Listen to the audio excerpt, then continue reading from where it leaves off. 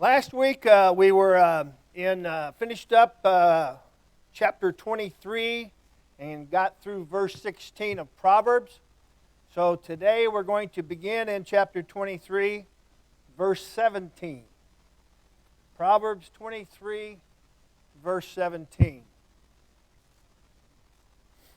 Solomon writes here, "Do not let your heart envy sinners, but in the fear of the Lord continue all day long.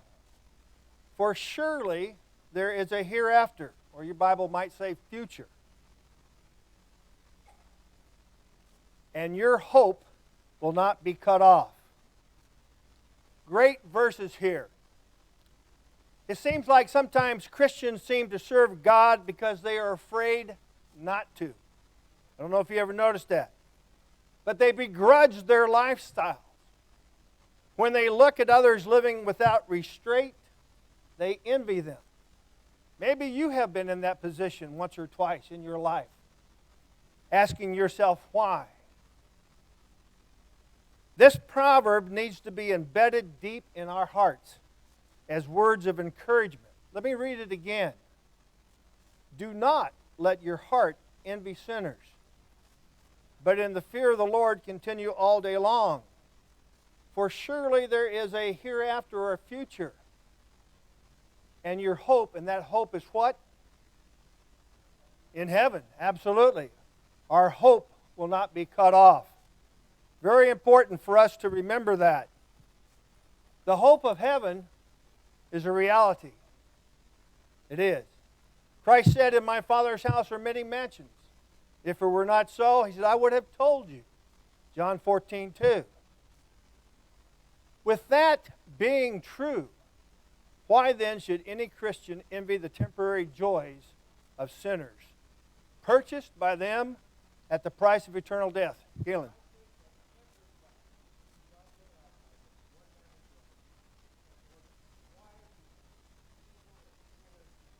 Yeah. Yeah, absolutely true.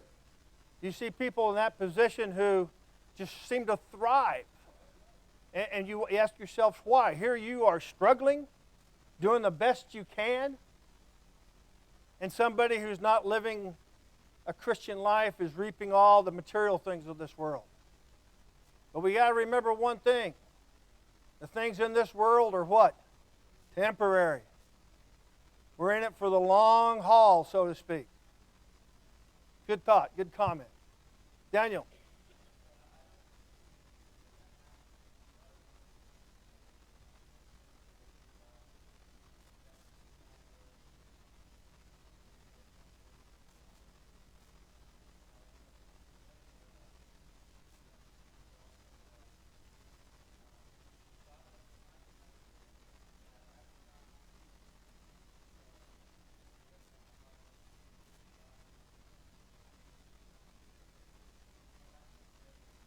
Absolutely.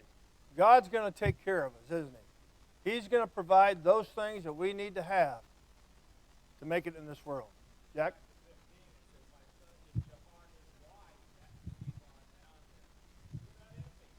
Yeah. If you have the kind of wisdom that God wants you to have, you're going to understand that those kind of people who seem to thrive in life, it's all temporary. It's all temporary. It's not going to last very long. Good comments. Other thoughts?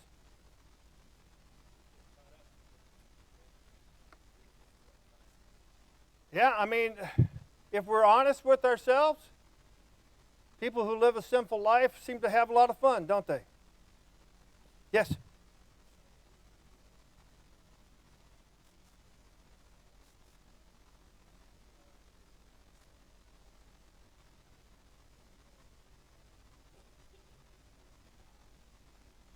Yep.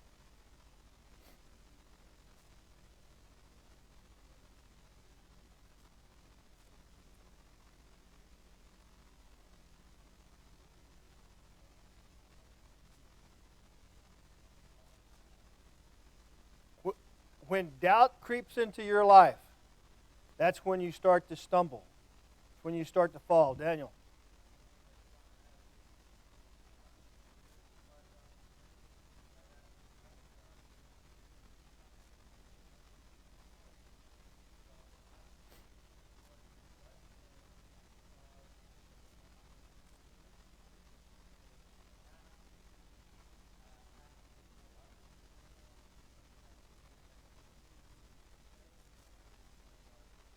Very true.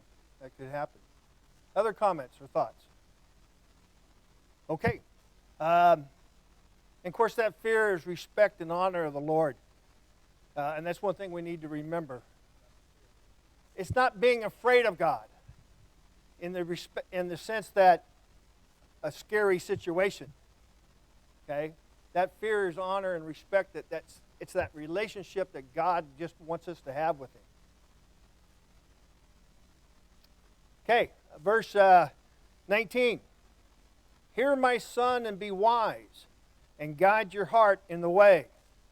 Solomon makes a simple statement here that a wise person will foresee the results of ungodliness and flee from evil.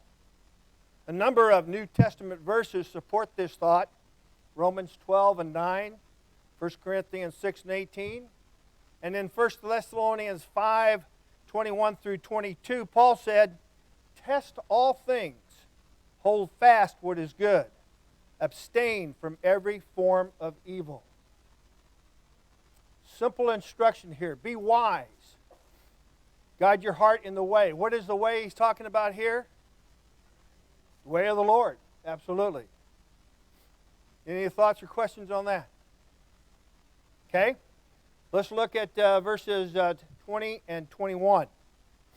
Do not mix with wine bibbers or with gluttonous eaters of meat. For the drunkard and the glutton will come to poverty, and drowsiness will clothe a man with rags. Here we have a warning against making worldly people your close companions.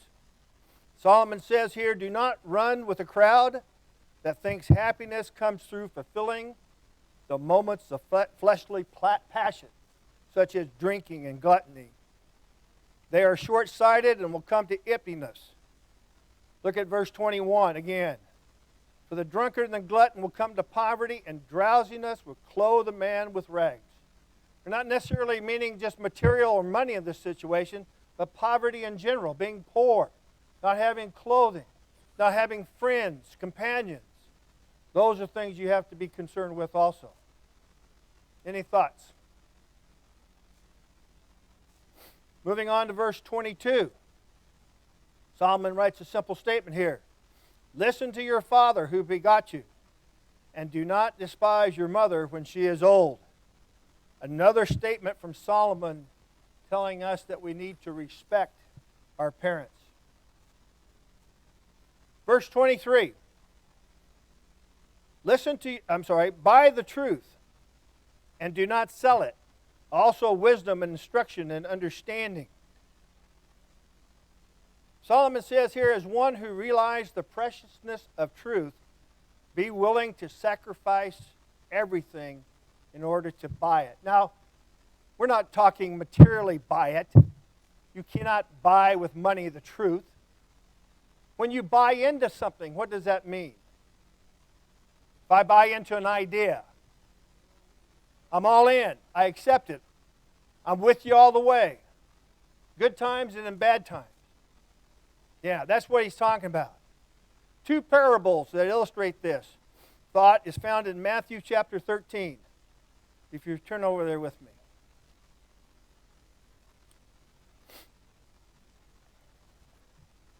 Matthew 13, beginning in verse 44, Jesus says this. Again, the kingdom of heaven is like treasure hidden in a field, which a man found and hid. For the joy over it, he goes and sells all that he has and buys that field.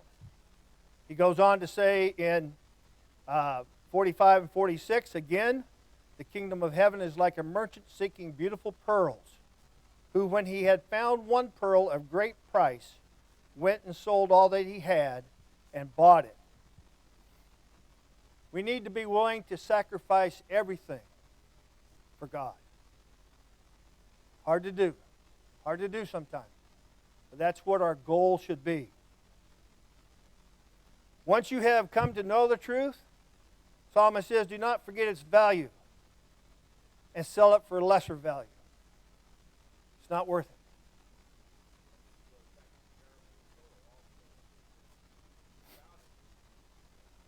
Yeah, absolutely. Any other thoughts? Brian?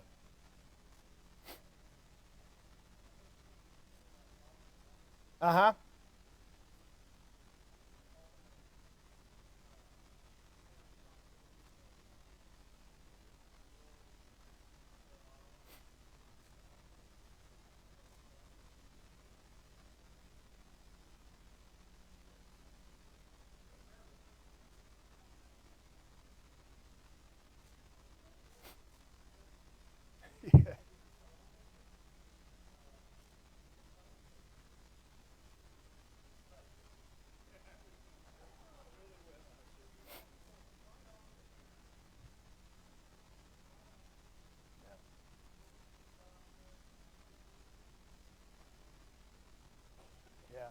Yeah, you should always have the respect of your parents. You may not always agree with them. You may get mad at them at sometimes, but you need to be there for them.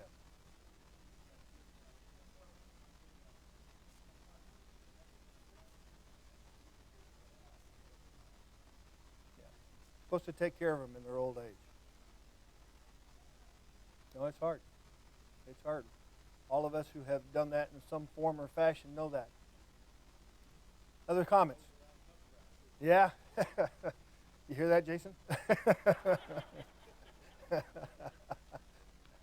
Take care of me in my old age. All right, moving on. Verses 24 and 25. The father of the righteous will greatly rejoice, and he who begets a wise child will delight in him. Let your father and your mother be glad, and let her who bore you rejoice. Again, emphasizes the fact that a child who respects his parents is a blessing to them and a source of great joy. Okay? Any other comments on that? Jack? Yeah.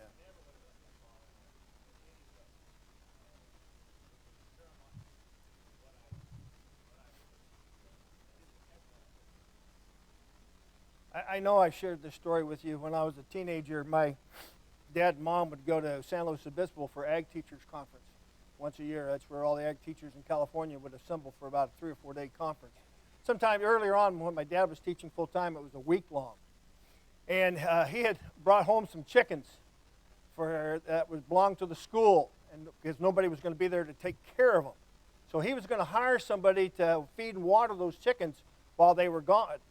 And I begged my dad, I said, I'll do it. I'll take care of them. And so he finally agreed, and off they went to San Luis Obispo. And about 4 days after they were gone in the summer, I remembered those chickens. Yeah. I ran out there out of the house, back to the back where they were kept. Every one of those critters were deader than dead. I got a water hose, and I was spraying them, going, please come back to life. The hardest thing, the absolute hardest thing in my life that I can ever remember was when my dad came home and I had to tell him what I did. The look on his face was worse than any corporal punishment I could have ever had because I let him down. You know? I'll never forget that. So, yeah. Huh? Good lesson. Yeah. Yeah, good lesson. Hard lesson to learn, but one that has stayed with me for years. Any other thoughts? Okay, let's look at verses 26 through 28. It says, my son, give me your heart, and let your eyes observe my ways. For a harlot is a deep pit, and a seductress is a narrow well. She also lies in wait as for a victim, and increases the unfaithful among men. Here again we have a warning against and about immoral relationships that have ruined lives and left emotional scars that cannot be erased. We've studied this at great length earlier on in Proverbs. Any thoughts or comments? Okay, let's look to verses 29 through 35. Basically, in all the research that I have come up with, this is the longest consecutive warning against the allurement to drinking or wine that I have found in the Bible. Let's read it together. Solomon asked, who has woe? Who has sorrow? Who has contentions? Who has complaints? Who has wounds without cause? Who has redness of eyes? Who are these people that Solomon is describing? Aren't they the ones who hang around the bars and the taverns and the saloons? Yeah, I think so. He goes on to say, those who linger long at the wine, those who go in search of mixed wine. And then in verse 31, he says, do not look on wine when it is red, when it sparkles in the cup, when it swirls around smoothly. Solomon says here, do not be deceived by the way wine looks in the cup, nor the glamour supposedly associated with it. We all have seen the commercials about wine and stuff like that. They always show the guy just swirling around, looking at its color and all that. Don't be caught up into that, he says. Because here's why. 32 is a great analogy. At the last, it bites like a serpent and stings like a viper. Boy, how true that is. Instead of looking at those whose picture is never in the... Look at those people whose picture is never in the advertisements you see about drinking. Go to the hospitals where alcoholics are suffering from withdrawal symptoms. Go to the morgues where early death have been caused by both drunkards and their victim.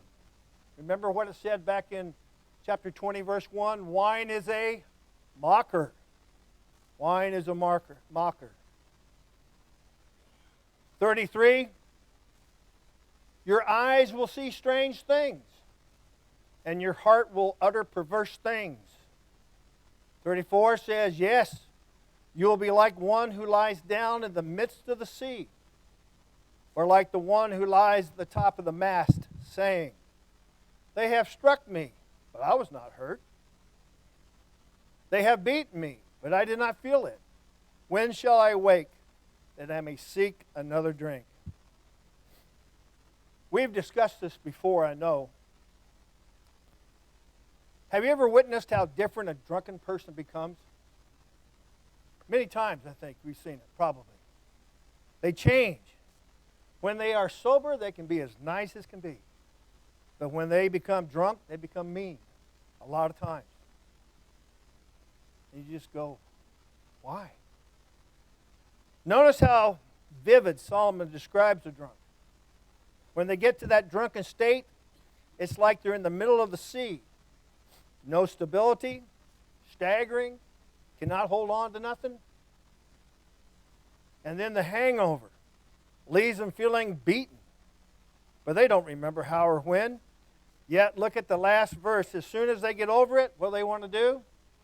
Do it again. Do it again. Yeah. I don't think anybody ever starts out having that first drink and says, you know, I'm going to become an alcoholic. But I tell you what, you got to be careful. You got to be careful. Any thoughts on that? I know yes.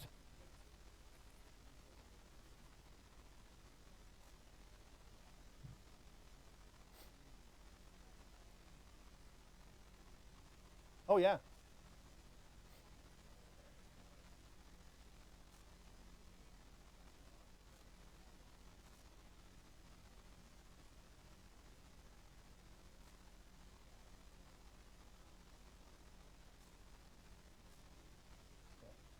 It controls their life. Controls their life. Very true. Yes, James.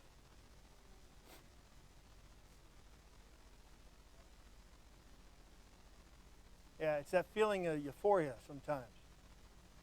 You know, we mentioned before when we were talking about alcohol, people who say they need that drink to unwind, you know, I got to take the edge off. They need to find a different way to unwind. Because once they start down that road, pretty soon one drink won't be enough. Then it's 2, and then it's 4, and so on. It just perpetuates. Yes, Geraldine. Oh, no.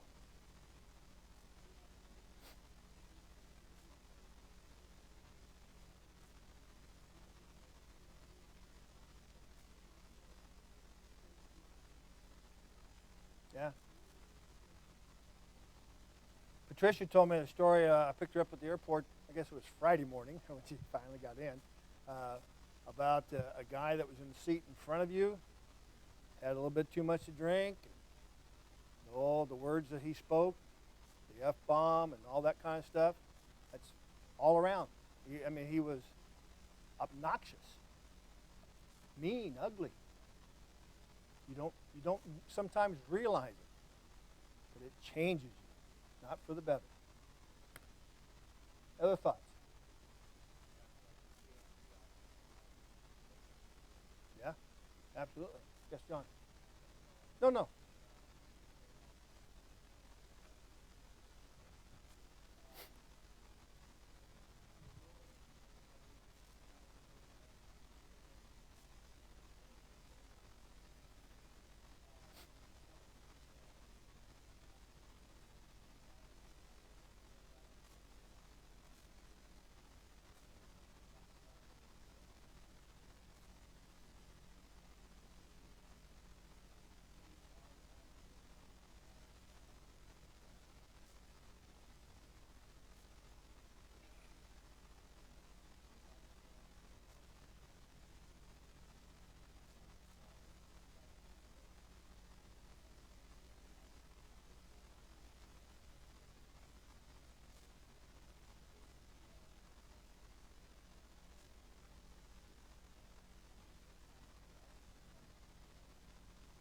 You got to get with it. You're outdated. Yeah, yeah. Even as far back as our founding fathers, okay, they based their decisions on biblical applications. Truly did. I mean, there's a video, and I haven't looked at the one I bought at this last Tahoe family encampment, but it was about our founding fathers in the Bible.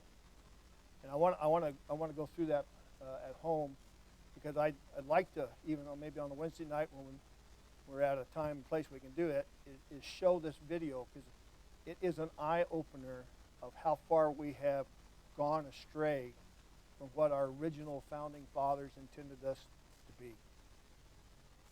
It's eye-opening. Good comment. Thank you. Any others? Okay, let's go to, I think that was it for that. Okay, let's go on to chapter 24. If there's no other things, then chapter 23. Okay. Chapter 24 really deals with challenges of life that test one's character. Look at verses 1 and 2. Do not be envious of evil men, nor desire to be with them. For their heart devises violence, and their lips talk of troublemaking. Again, another warning from Solomon about envy. Solomon says here, the righteous may be tempted to envy the evil, especially if they appear, as what Galen was talking about, to be enjoying all the good things of this world. I mean, let's face it, that happens. We ask ourselves, too many times people live for the moment. What does that mean, to live for the moment?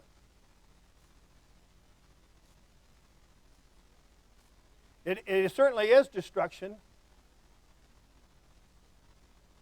A lot of people who are in this world live for the moment each and every day.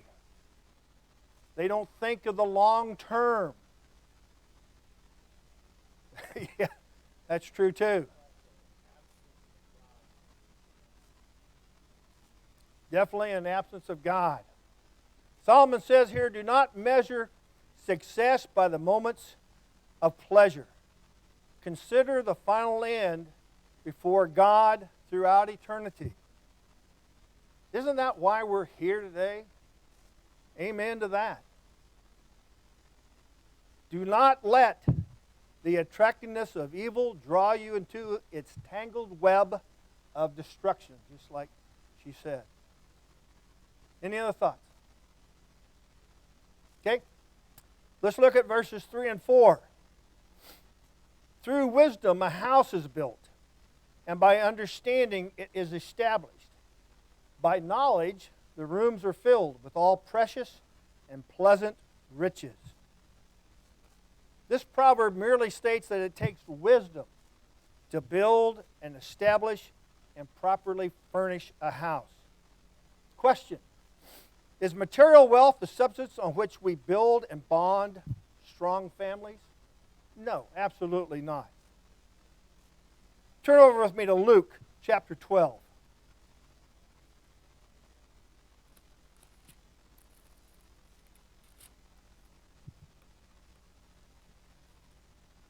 Luke chapter 12, beginning in verse 15.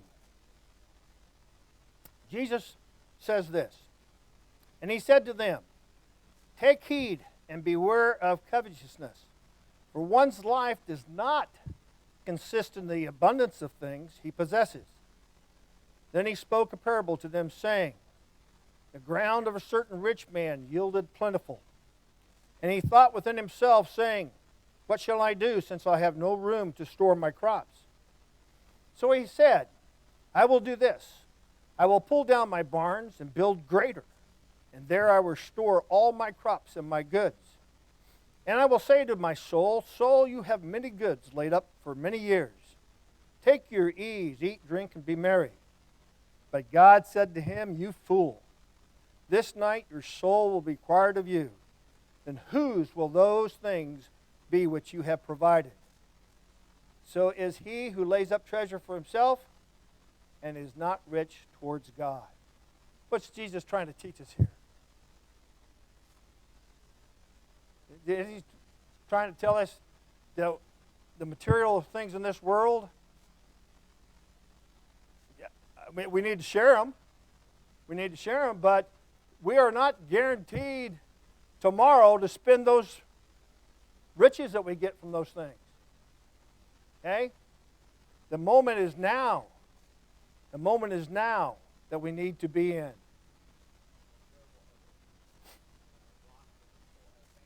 Yeah. Build your hope on the rock. Absolutely. Any other thoughts to that? Okay?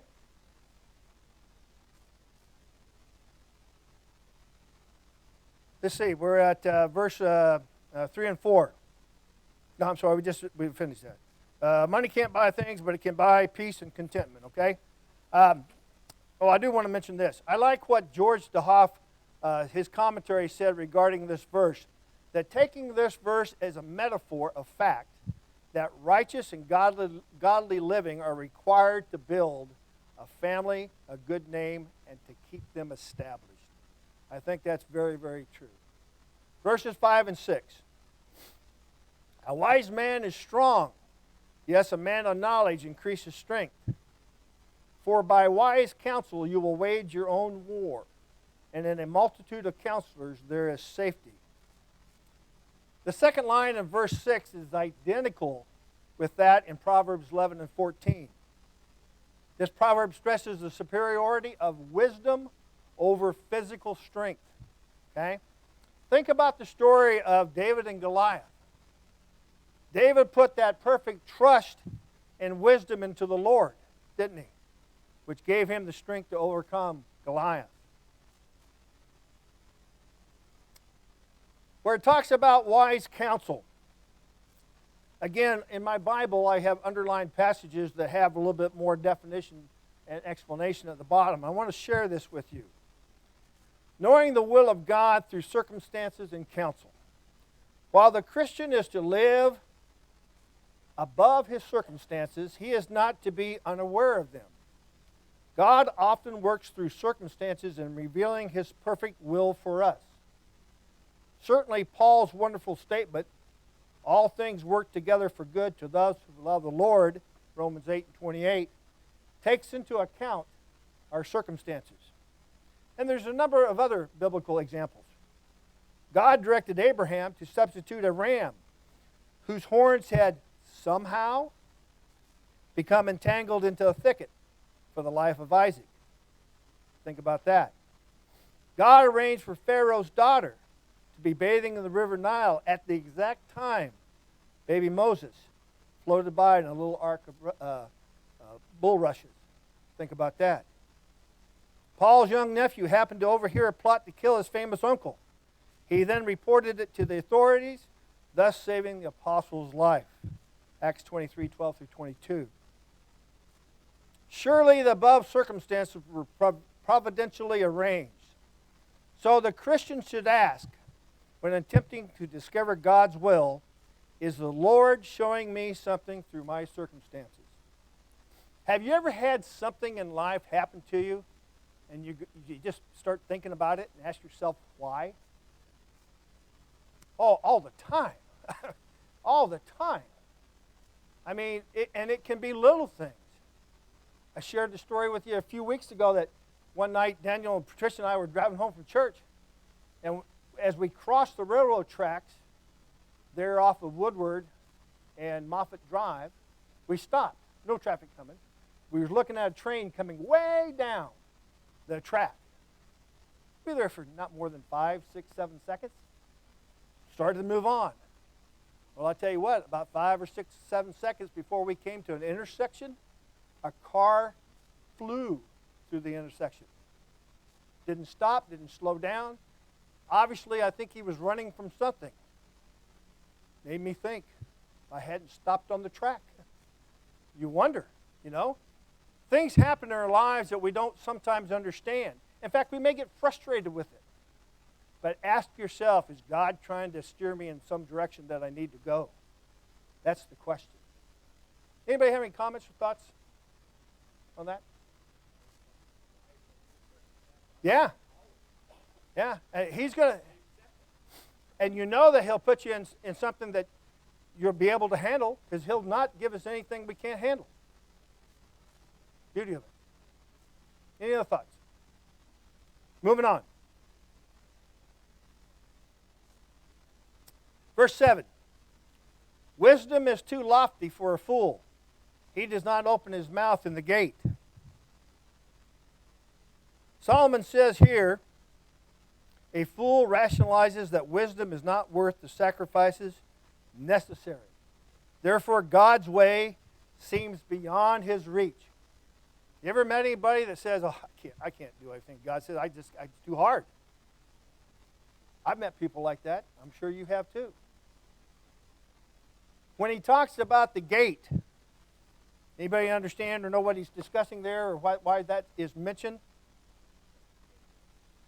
The gate was the usual place to discuss public matters.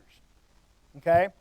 The fool in this case, and not all the time will a fool keep his mouth shut, but the fool in this case keeps his mouth shut so that he won't embarrass himself. I think is what he's getting at. Other thoughts or comments? Verses 8 through 10.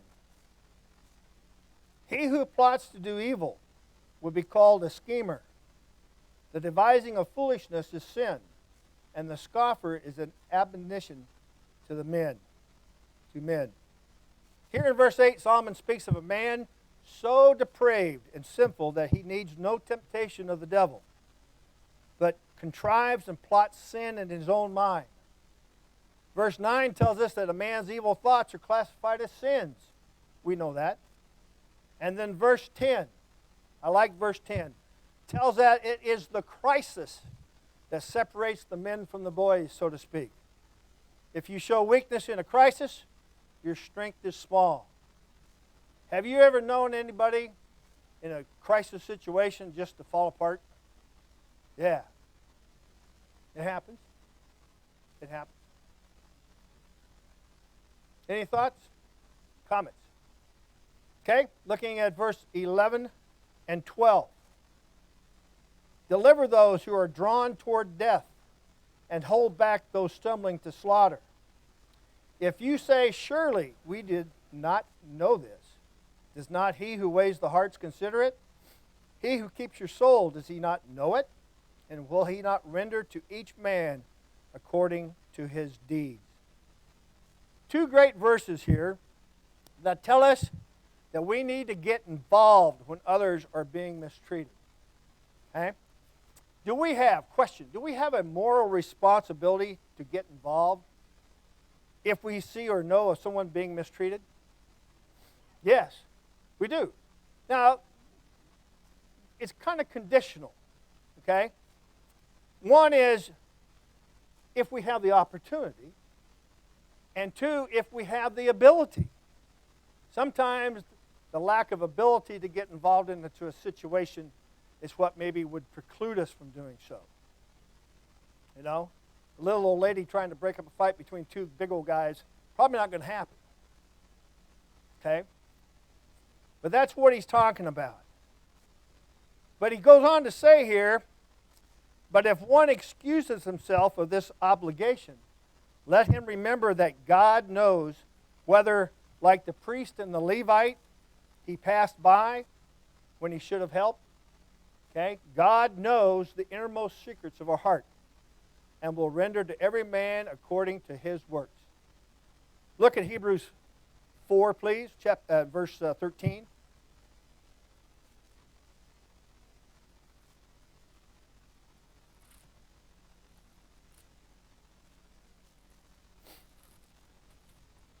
Hebrew writer here says in chapter 4, verse 13, and there is no creature hidden from his sight, but all things are naked and open to the eyes of him to whom we must give an account.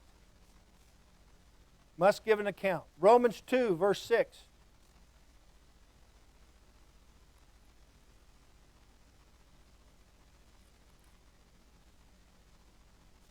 Who will render to each one according to his deeds, Paul writes. And then again in 2 Corinthians 5:10.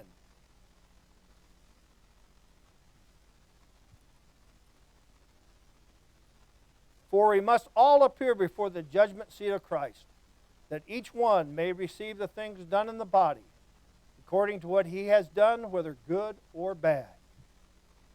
God knows the innermost secrets of our heart, doesn't he? Any thoughts or comments on what we've talked about? Okay. Let's look at verses 13 and 14. My son, eat honey because it is good, and the honeycomb which is sweet to your taste. So shall the knowledge of wisdom be to your soul. If you have found it, there is a prospect, or your Bible might say future, and your hope will not be cut off. Honey was regarded not only as a nutritious food, but as the emblem of that which is sweet to the taste. Okay? Solomon's saying here that wisdom is to the mind what honey is to the mouth. Does that make sense? Yeah. He goes on to say in verse 14, if you have found it. Now what is he implying here? If you have found it.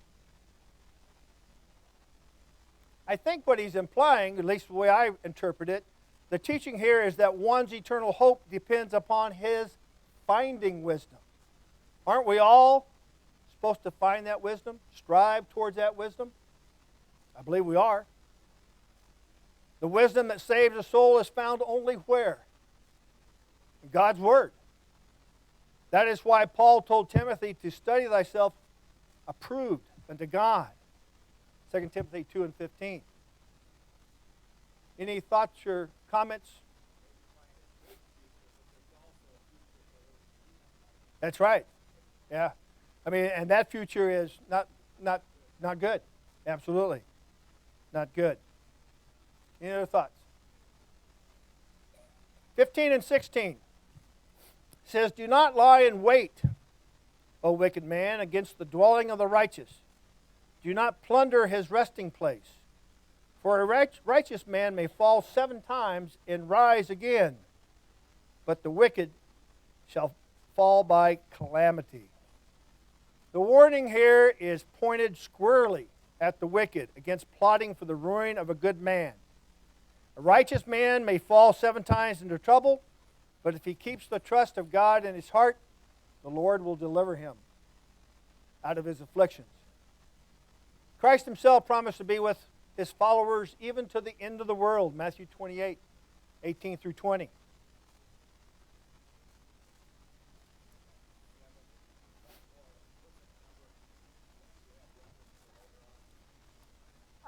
I took it to mean just he may fall 7 times.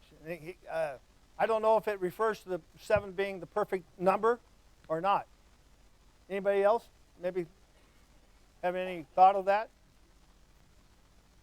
Remember, we've talked about it doesn't matter how many times you fall, it's how many times you get up that you need to do.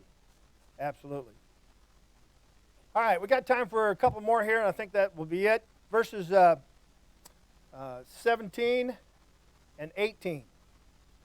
Do not rejoice when your enemy falls, and do not let your heart be glad when he stumbles, lest the Lord sees it and it displeases him, and he turn away his wrath from him. I got to be honest. This is very hard to do, isn't it? Very hard to do. When somebody mistreats you and does you wrong, it's human nature to want them to be punished, to be taken care of, if you will. Rejoicing at the misfortunes of another, even an enemy, is displeasing to God, he says here.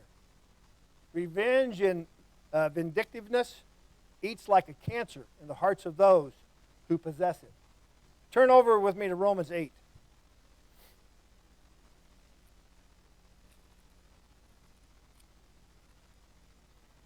Paul here writes in verse 17 through 21. Romans 8.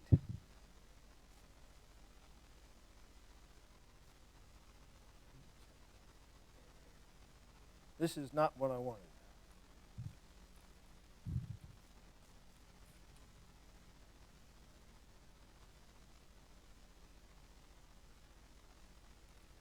Let me get back to you on that. What I'm looking for in Romans is how we should treat those who treat us appropriately. Okay? One needs to leave the justice in the hands of God. Solomon says, do not gloat over the afflictions and misfortunes of an enemy, because God might relent and stop the affliction. Bottom line, one wrong does not make another right. We need to remember that. I just wrote down the wrong scripture on that. I'll find it for... I won't be here next week. I'm going to be in Murphy's. Matt's going to teach a class. I don't think he's going to teach on Proverbs. It'll be something he's had planned. So in 2 weeks, we'll pick up from where I left off. Thank you very much.